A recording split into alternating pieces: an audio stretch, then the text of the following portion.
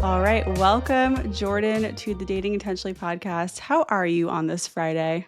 I'm doing well today. I have my Fridays, I don't see patients. And so it's always like a um, more creative day and meeting taking day. So it's a very different feeling in the day. And I feel engaged and happy to be here with you. Yeah, I'm glad to be part of your creative day.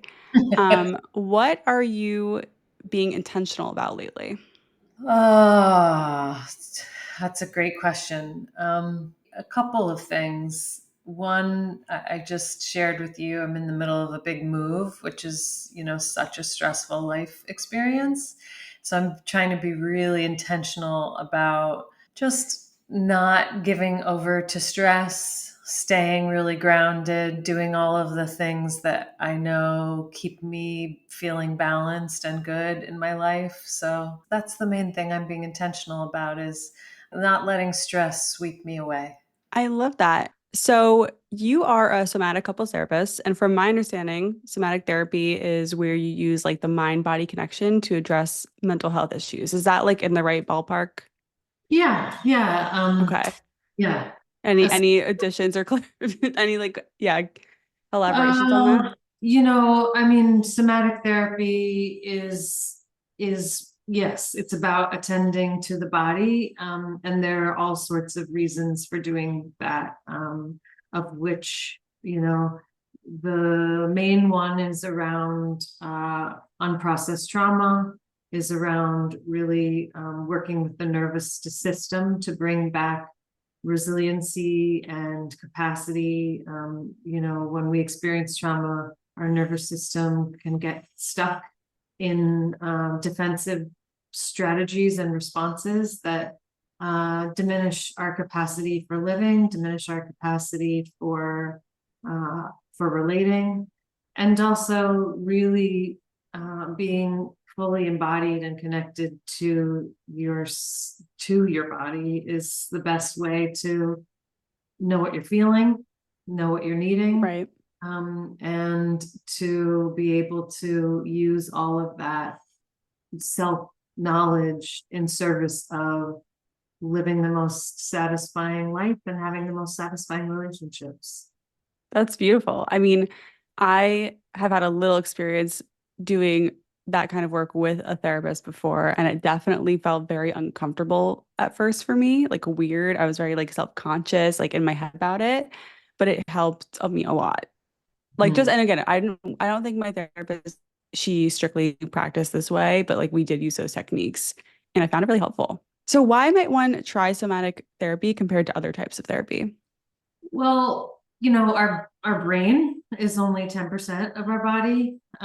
There's such an over focus on cognition, but actually many forms of therapy where, well, someone is just only dealing with thinking, only retelling their stories. They're not dealing with the deeper implicit patterns that are a part of, repetition of unwanted behaviors and experiences. Um, and so working holistically, working with the body, working with the felt sense of what is happening, somatic experiencing it's the best, the modality is a descriptor of actually what it is, which is the bodily experience of what's happening. And if we're not working in that way, we're bypassing so much information and so much awareness that lives kind of outside of cognition, especially with respect to trauma. Trauma is not kind of recorded in a chronological linear way.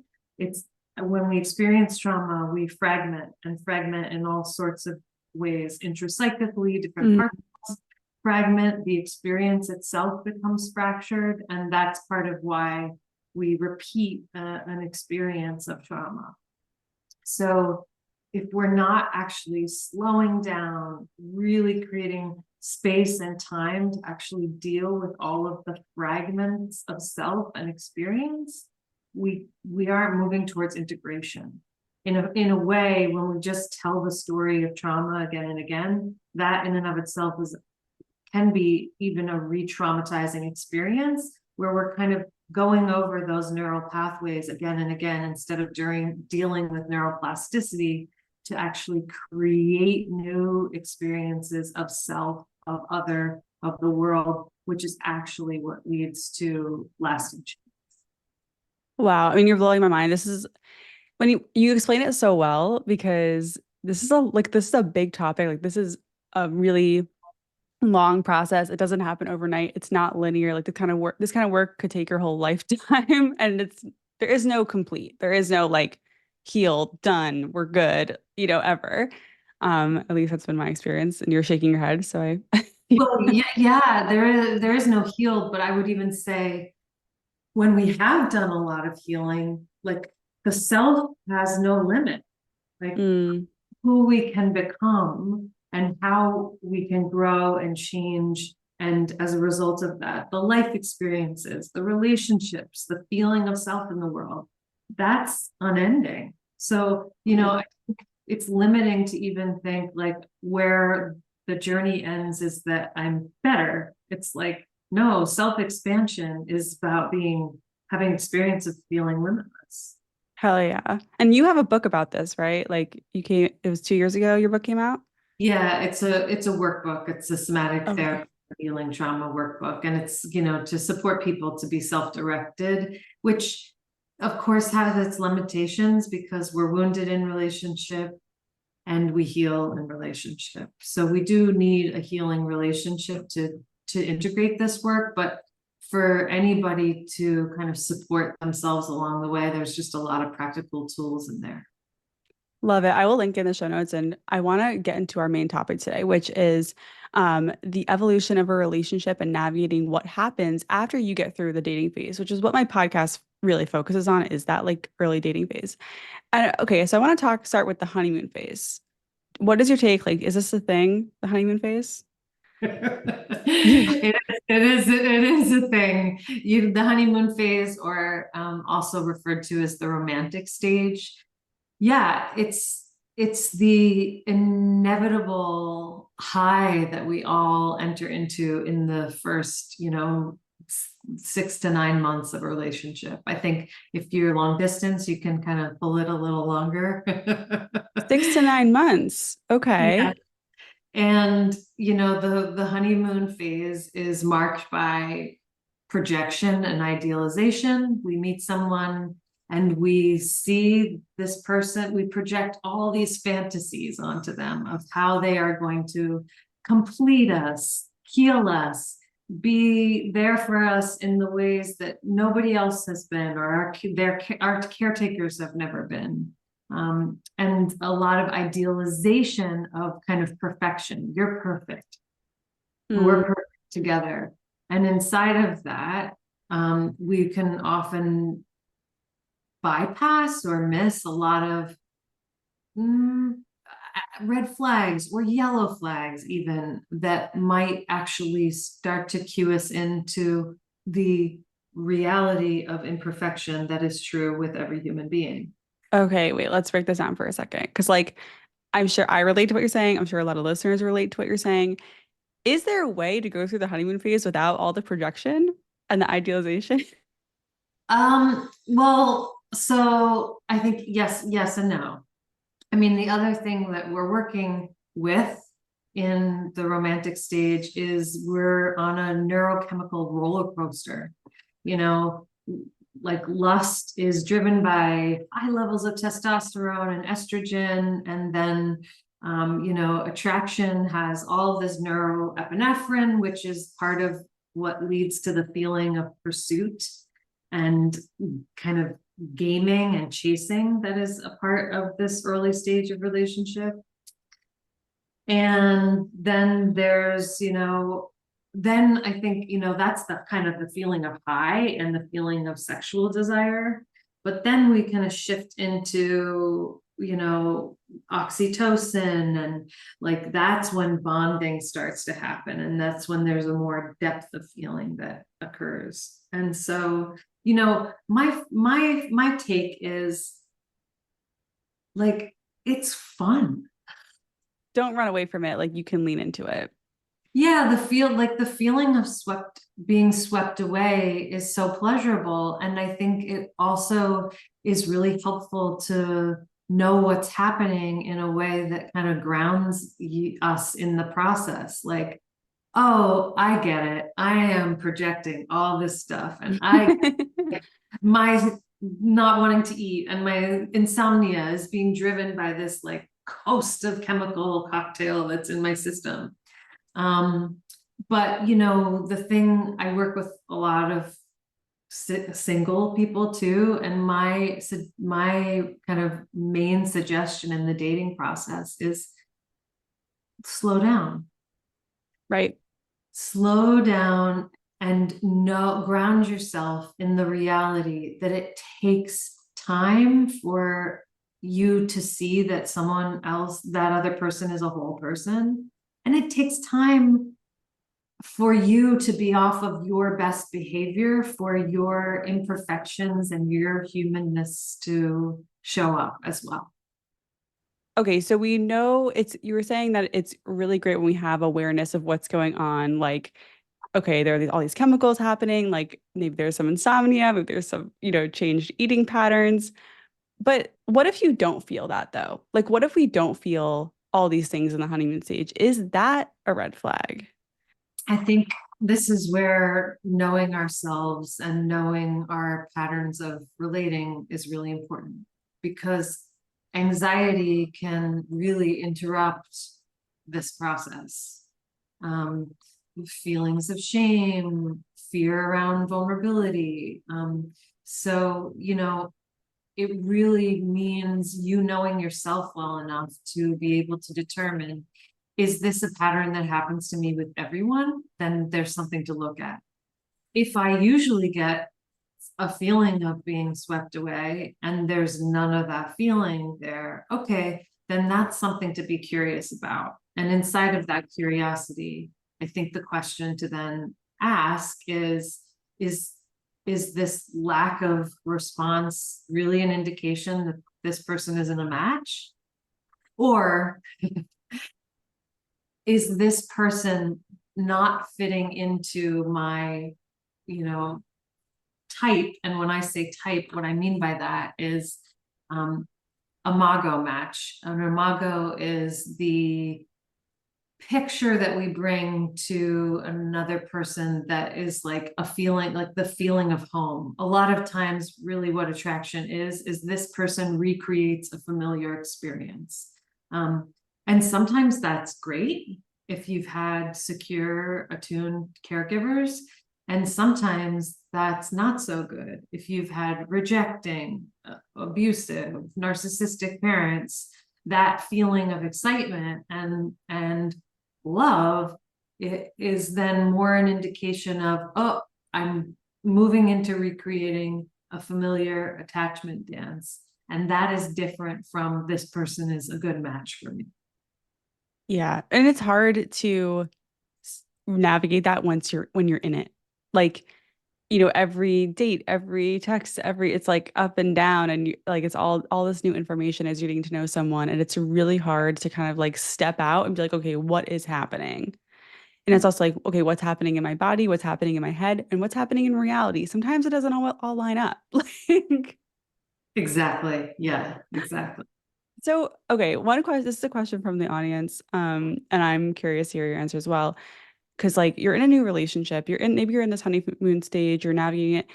How do we, I think there's like this feeling of like, oh, I need to like constantly check in to see how things are going. Like, oh my God, I haven't been in a relationship in so long, or I've never been in one. And it's like, how do I know if it's good? How do I know if we're okay? So how do you take the temperature of your relationship without constantly talking about it? Like we see in reality TV, which is like every conversation is like, how are we doing? How are you feeling? Like, what do you, so what do you think? Yeah. So, how do we diagnose and assess without diagnosing and assessing with the person we're dating? Is that Yeah. mm-mm. But also like So, all the time, like free, like just constantly. yeah, I mean, I think this requires a kind of nuanced process to be able to stay in the reality of what's actually happening. Is this person like predictable, consistent? Do they follow through on what they say they're going to do? How do I feel when I'm with them? Do I feel like myself? Do I feel relaxed? Like really, how does this person make me feel? Do I feel safe? Do I feel secure? So that's the most important thing in terms of like really looking at the reality of the psychological dynamics. And then the other piece is actually you being responsible to soothe and care for the anxious part of yourself, as opposed to making that demand on the other person to reassure you. Oh my God, that's huge. And that's so much easier said than done, I think, for a lot of listeners. And, definitely I struggle with that too at times. But yes, I love what you're saying because it's like these are things that you can do without bringing the other person into it and like creating this culture of like we constantly have to take the temperature in our relationship every time we hang out. Which is not the kind of relationship you want to be in. Like, come on, we have to have fun, be in the honeymoon phase. Yeah, and I would actually argue that the sooner we start taking responsibility for our feelings and taking responsibility for the parts of ourselves that feel anxious, like that's going to serve a long-term partnership. So, like, learning to start to do that in the early stages of dating is actually going to serve the relationship and keep you from being in a codependent relationship where you actually require your partner to be responsible for your feelings, and actually instead where you're an autonomous, self-regulating person, and so is this other person, and you share feelings and needs in the space between you, as opposed to coercing or requiring or demanding or hiding. Wow. So let's say I'm going through this work and I'm like reflecting on all the questions you mentioned. How's it going? How am I feeling? Are they consistent? How can I regulate myself? Do I then in this relationship share what I'm going through? Like how much do I share with this person in a new relationship, what I'm really experiencing, even if I am handling it myself? Well, let's set up a context. Mm. How many months in are we? Okay, let's say we're How many dates have four we? 4 or 5 months in, we're like official. Maybe we're meeting friends, maybe meeting families, like holidays, it's all kind of happening. Serious. Oh, yeah, then that's the time to start to really talk about what the relationship feels like. Um, Mm. hey, I noticed that when you go the whole day without checking in, I start to feel like I'm missing you. And I start to wonder if you're thinking of me. And it means a lot just to share a few hellos during the day to stay connected and feel connected to you. Like, I think at any time in the dating process you can, but it matters how much relational ground there is for Mm. exchange to start to happen. I think date 3, date 5, you're still getting to know someone. You're still getting to know who they are. And that's not the time, but 4 months in, when you're meeting each other's families, yeah, that's the time to start really sharing on an ongoing basis how the other person impacts you, because that's going to be a prerequisite for going further. how Hmm. does this Yeah, person totally. how does this person respond when I share my feelings and express what my needs are? Are they are they receptive? Can they yield to that? Are they able to, or do they have enough flexibility that they can make behavioral changes? Like all of that is, Yeah. So when is it more appropriate to start bringing that up versus keeping it to yourself? Like, okay, I'm just like, because I think there is an evaluation stage and then a communication. Like there is a transition there where it's like in the first few dates you're evaluating, you're not necessarily going to like, hey, I need you to text me more. When is it okay to start making those direct requests of like, I want to feel more safe in this relationship. Can you text me more? Can we see each other more? I don't have an answer for that Mm, exact moment. I think someone has to know themselves enough and be clear that there's enough relational ground for that to happen. Like, I think that we can't put a timestamp on that because mhm. that's much too nuanced. And, I think back to my dating into marriage, which was like full in, and we were spending every day together. It was probably a week and a half later where I was sharing with my now husband, hey, when I spent the night, in the morning had a freak out and I got really anxious and feel like this is moving really fast and I feel excited, but I also am noticing a lot of anxiety coming up. I just want you to know that because I know I got weird this morning. Like, and he was totally receptive and comforting about that. So I really feel like we can't put a timestamp on this because people's process of dating is so different case by case. I appreciate the answer because it's the hard answer that people don't want to hear. But it's true. I mean, yeah, like every situation is different. Some partners might act in a way that doesn't even require you to say anything necessarily in the beginning. I know for me, like I never had to ask my husband for more texting. He called me all the time, all of the time. Then I loved it. Can you talk a little bit about unsolvable issues in a relationship? Like what are those and when would they start to pop up? Yeah, so unsolvable issues, the Gottman's research reveals that 69% of core relationship issues are unsolvable. And unsolvable in the context of that research really means differences. And differences show up, well, if you're in full projection and idealization, it might take a while before you start to notice differences. But if you're someone who's done self work and has self awareness, you likely will start to notice differences more quickly. And differences are not the issue, it's how couples deal with differences that is the issue. Um, and a lot of people don't deal well with differences that are actually okay. Those differences can actually create a lot of conflict.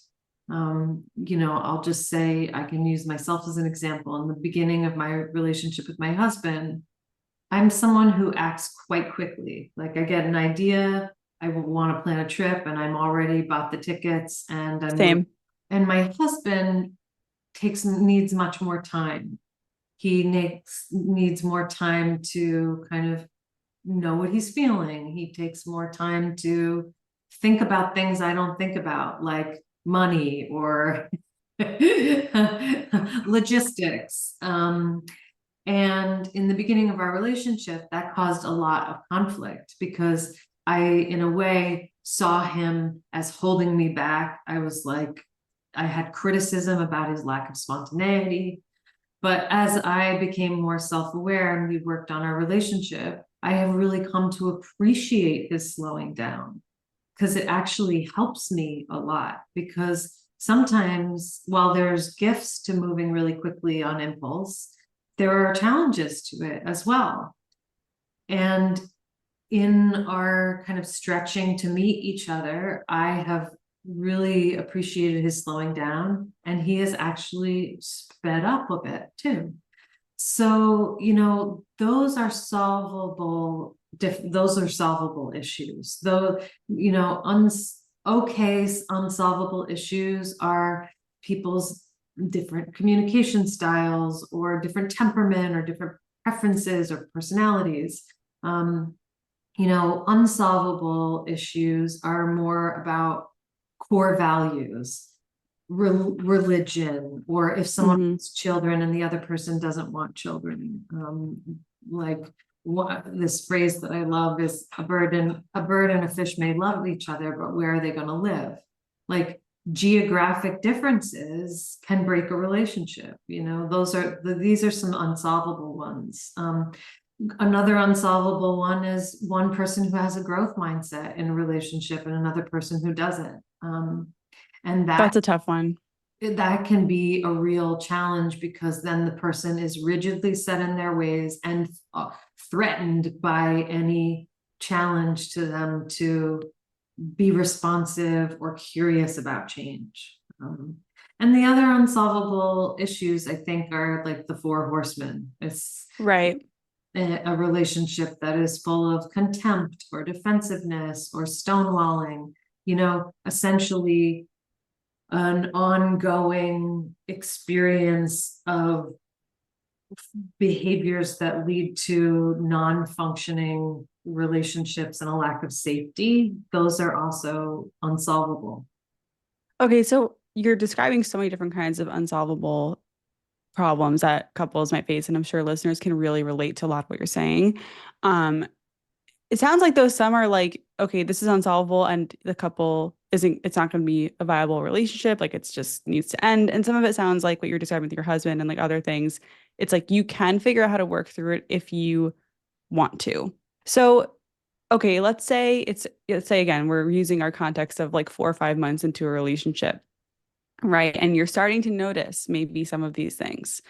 Maybe you're starting to pick up on some patterns like, oh, we don't agree on this, or we seem to kind of bump up against each other in a way when this is happening. What are some questions or ways to reflect on this that you can start to figure out? It's like, is this an unsolvable issue I'm okay with, or something that might break us? Well, I love how you've laid this out. The first step is awareness and noticing the pattern. And then the second part is talking about that pattern, and being curious with the other person about, hey, this seems to be repeated conflict, a repeated trigger that's creating conflict. Let's look at this together. What's really happening? And this is a high level skill. Most couples get entrenched because they are fighting about the content. And when conflict is happening, it's never about the content. It's not about the dishes. It's not about the trash. It's about attachment needs. And it takes a lot of skill to be able to move from what is essentially like surface level, where not only the surface level is you think you're fighting about the dishes and you're really locked into your litigating points about those dishes. But Are you stalking my relationship? Okay. Because no, we haven't had any blow up number fights about the one, dishes, but actually, we don't did agree on things. But we're joking. there's actually some really interesting research that's like one of the number one causes of divorce is the glass on the countertop that never makes it into the dishwasher. My husband's guilty. Talia, if you go under the dish, what's really underneath the conflict for you? What are you really fighting for? I mean, for us, I think the dishes are really just a way we joke around with each other because both of us are so easygoing. Like we both are conflict avoidant, easygoing people. Whatever you want to, however you want to analyze that. But like, no, what's happened with the dishes for us is that I've bent to his ways, and that's fine. I don't care enough about this to make it Mhm. an issue. It's fine. I can like I'm happy to leave dishes in the sink overnight. He absolutely not. I'm like, okay, you know what? My mom was like that. I can do it. I can put the dishes away right away. Like and it's okay. Well, so that's a great example. You've just demonstrated accepting influence. Like Yeah. that is so important, is like our ability, our willingness to move out of our preference and to be receptive to shifting to respond to our partner's preference. Um, but He's also right. I mean, it's better to have an empty sink. well, that's again a beautiful demonstration. You're actually demonstrating perspective taking. You're you're actually demonstrating like being able to be aware of your perspective and hold his at the same time. And that's a pretty nuanced psychological skill as well that not everyone has access to. So going back to our example though, for like bigger issues like beyond dishes. So first there's awareness, then there's like, hey, let's look at this. What if your partner isn't willing to? Well, I mean, this kind of maybe dovetails into this other conversation about how to get your partner on board. Yeah. Um, I'm not, I'm personally not going to be interested in being in a relationship with someone who's not willing to reflect and look at the psychological dynamics between us. That's basically a deal breaker for me because my value is that in order to create a secure two-person psychological system, that's what we're going to need to be doing all the time. It requires work and it requires curiosity and reflection. So that's going to be a deal breaker for me. For someone else, it might not be a deal breaker. And so then the question becomes, am I willing to live with the frustration that is a part of this? Or what can I do? How can I reposition, change myself so that it doesn't feel so uncomfortable for me? And yeah, I think, this is a question I get so often is like, my partner's not willing to do the work. How do I get them on board? And I think, I can just say, like, in my own process, in the very beginning of dating with my husband, we went to couples therapy and really specifically around a particular issue. And my kind of feeling like, depending on how he responded, it was going to be an indication of whether I wanted to continue or not. So he was originally really receptive, but then I continued going to individual therapy. I became a therapist, and he had never done his own individual therapy. And every once in a while, I would say, hey, I really think it would be supportive to our relationship if you did your own work. And he was resistant for a really long time. And I just continued to focus on myself. And as a result of focusing on myself, a lot of the kind of triggers and challenges that caused ruptures between us started to change. And it started to become a little more evident what his part was. Oh, interesting. And I really feel, and he said this himself, that watching me grow and take accountability and responsibility and change, at a certain point, he kind of felt more receptive. And I think a big part of the receptiveness was that I didn't put a demand on him. I didn't set an ultimatum, but I continued to just say, hey, this would really help us. And at a certain point, he shifted. And I think I offer that personal anecdote because I think that's really the process that each couple has to engage in. Either you start with someone who's totally on board to co-create a relationship and kind of decide what that vision is together. You don't talk about it at all. And at a certain point when there are problems, you want that. And then you have to discover, is this person receptive to that? And if they're not, what do I want to do about it? I can want my partner to, I can want my partner to be more physically active, not be racist, not be misogynistic, but in a way, like, I don't get to do that. I don't get to tell my partner who to be. I get to decide what I want to do about who they are. Yes. I mean, gosh, I'm so glad you're saying this. I wish more people heard this because I don't know where we get this belief, like where it comes from that we can change someone. Like, I think a lot of people will maybe in their early relationships, like the first few relationships they have, or like early on, they think that if they just keep doing something, they will eventually change their partner into like like little parts of their personality that they don't like will just change or something. It's like, no, you have to, I always say, go into the first date accepting who they are like fully. Like as if like date them as if nothing will change because they will, but you just can't control how.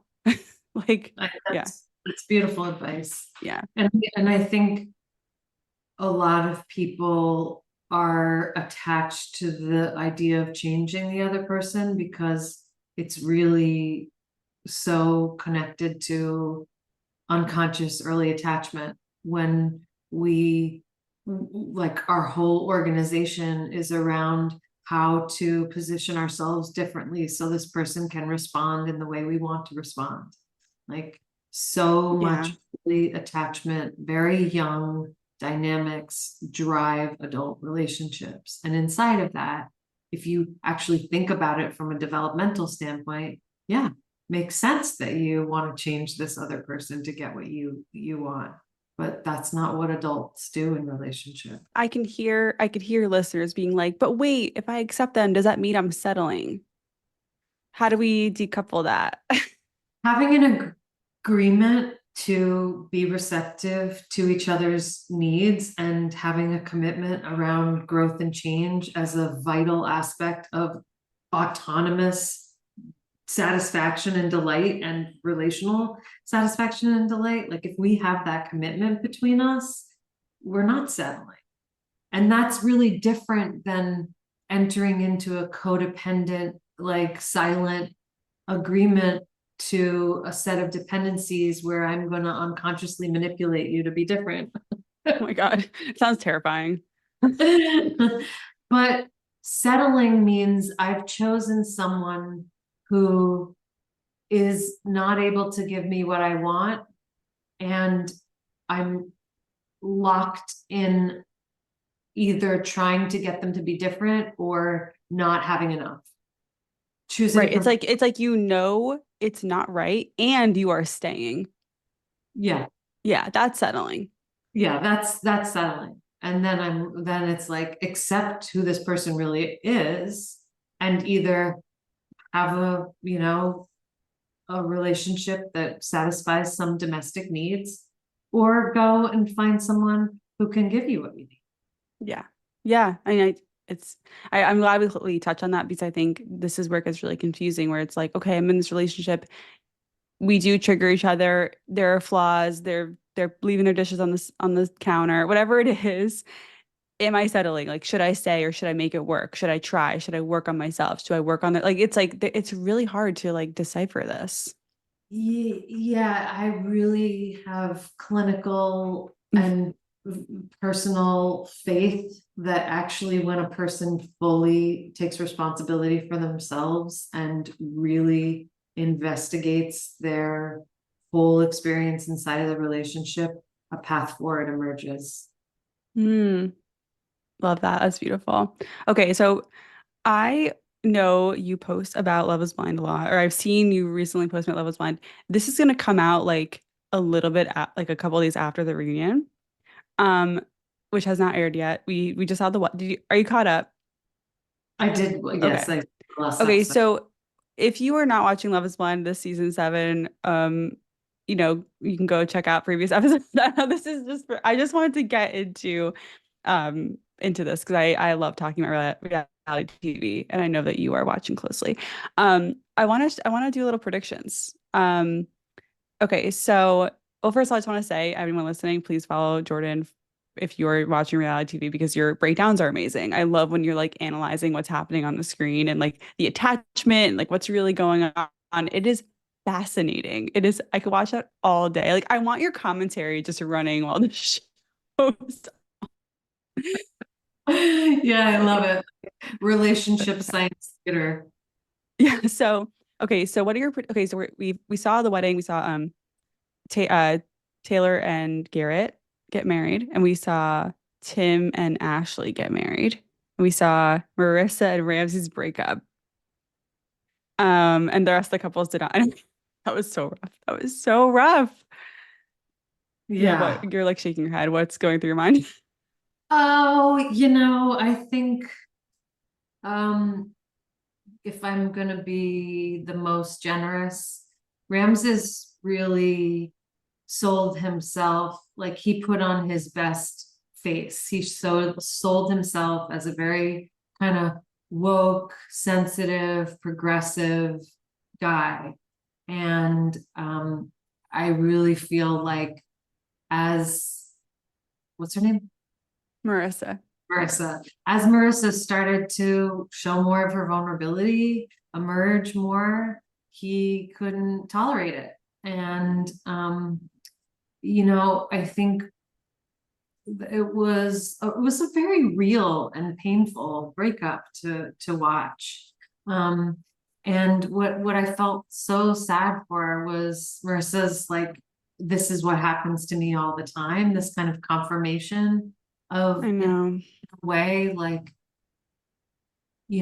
having an experience of, oh, like actually in kind of following what we talked about, oh, someone only loves me through the idealization and romance period. But when they get to know the fullness of who I am, they abandon me.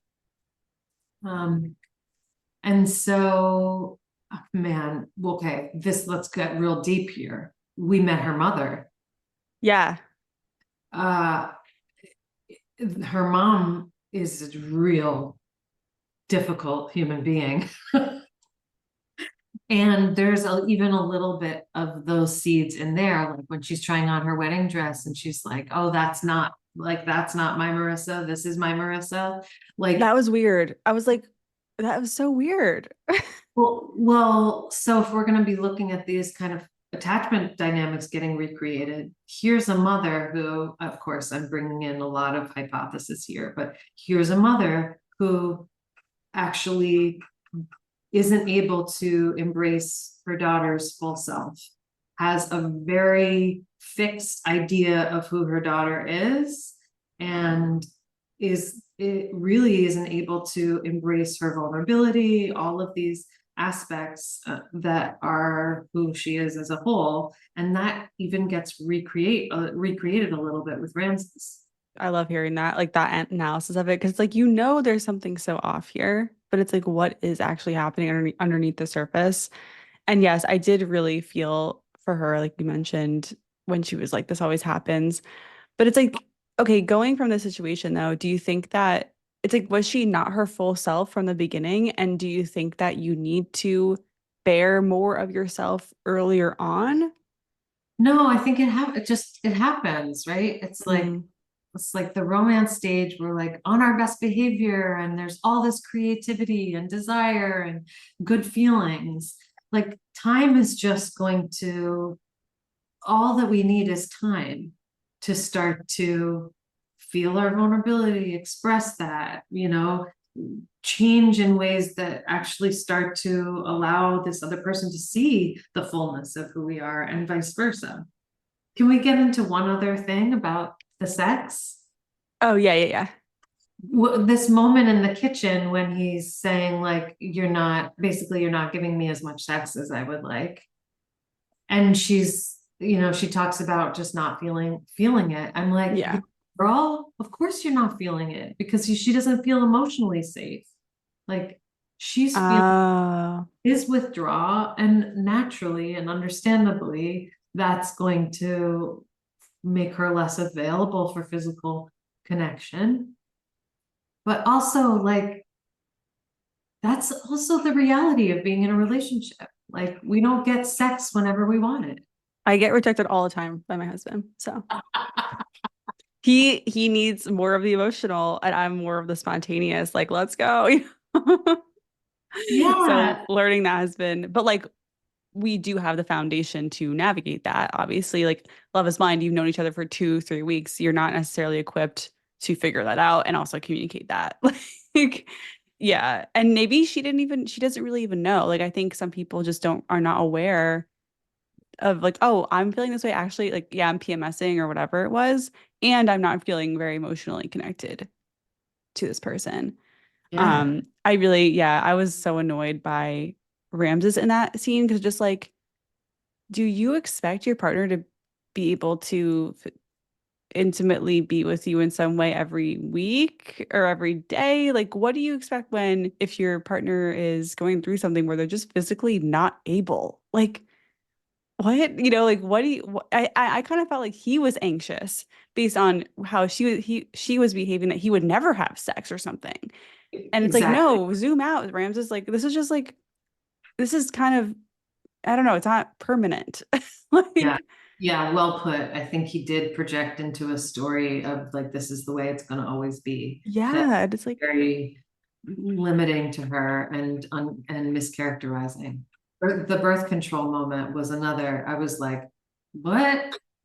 yeah, that just made me want to strangle him a little bit. I was like, Ramses, Yeah. please. Yeah. I think that kind of sent a wave of infuriation around the world. It's like that, it doesn't make any sense logically.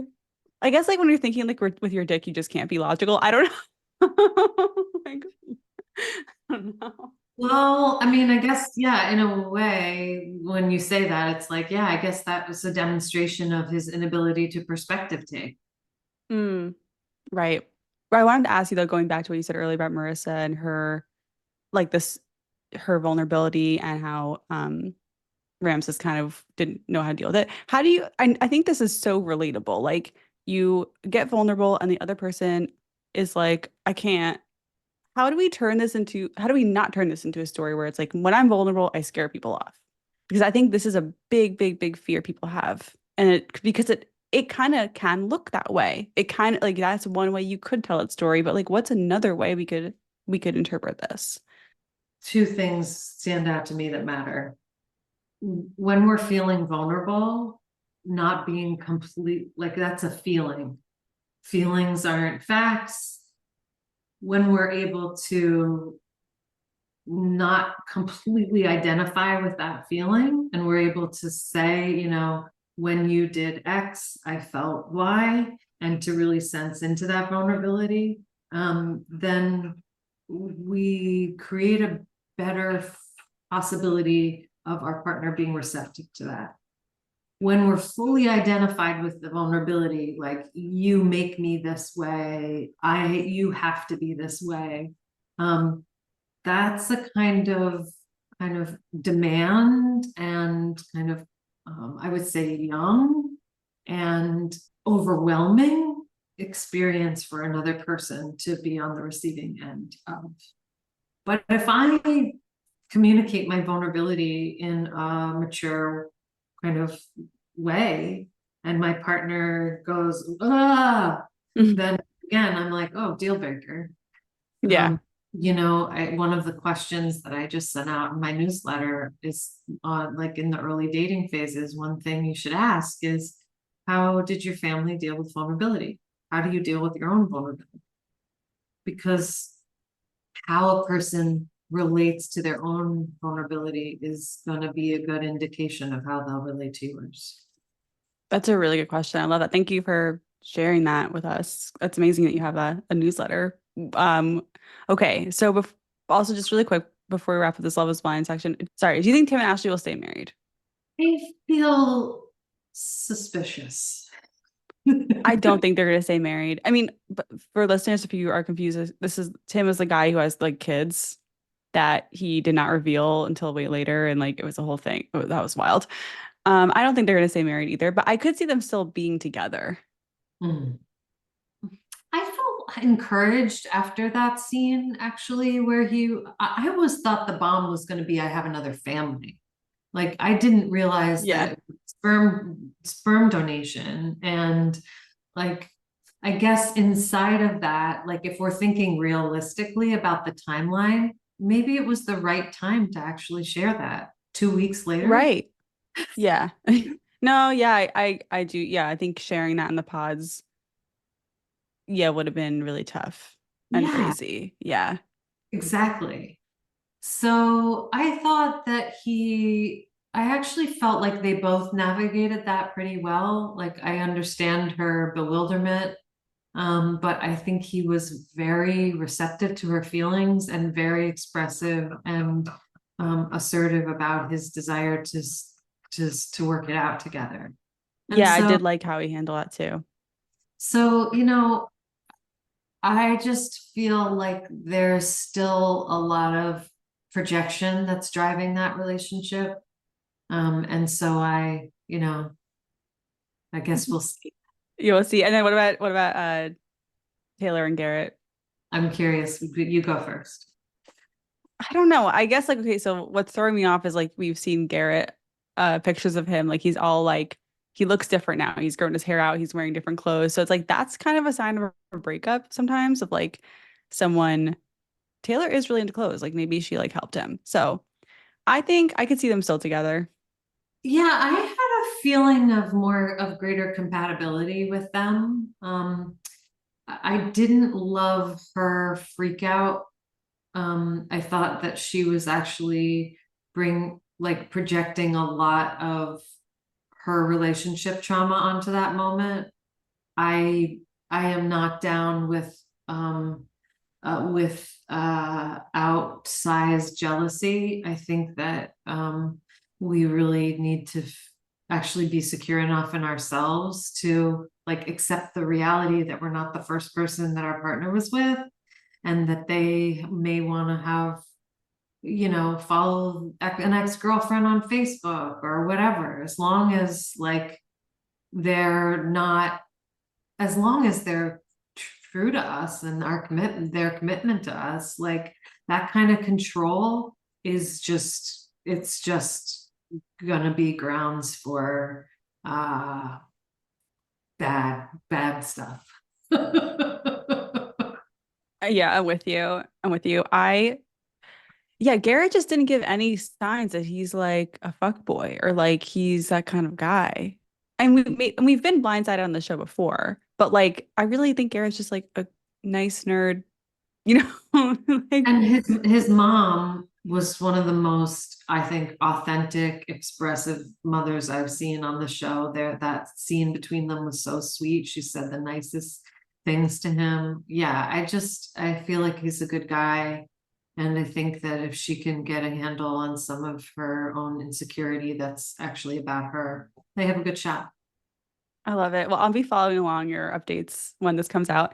So, okay, before we wrap, my last question for you is what do you want to see more of in dating? Like one thing. Because we talked about a lot of things. What's one thing you want to see more of in dating culture today? What I'd love to see more of in dating culture is meeting people in real life.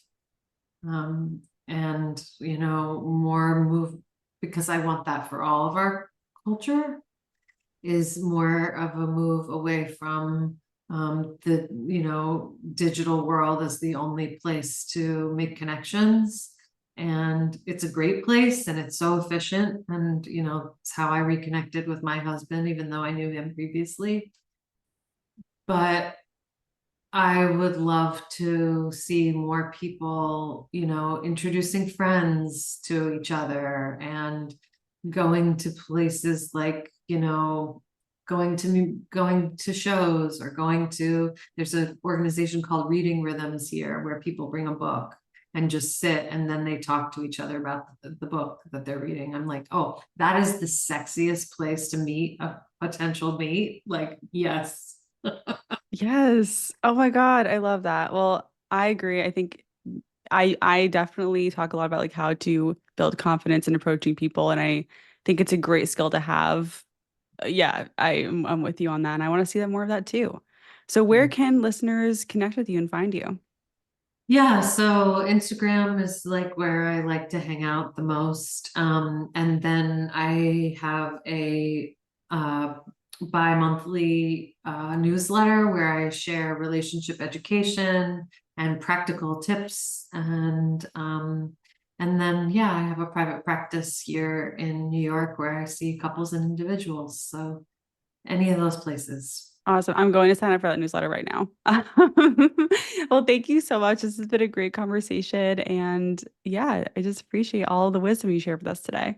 Thank you so much. And to all of your dating listeners, I just want to say, keep practicing, because the more you practice, the easier it gets and the more chances you have of meeting someone you can spend a time with or a lifetime with. Amazing.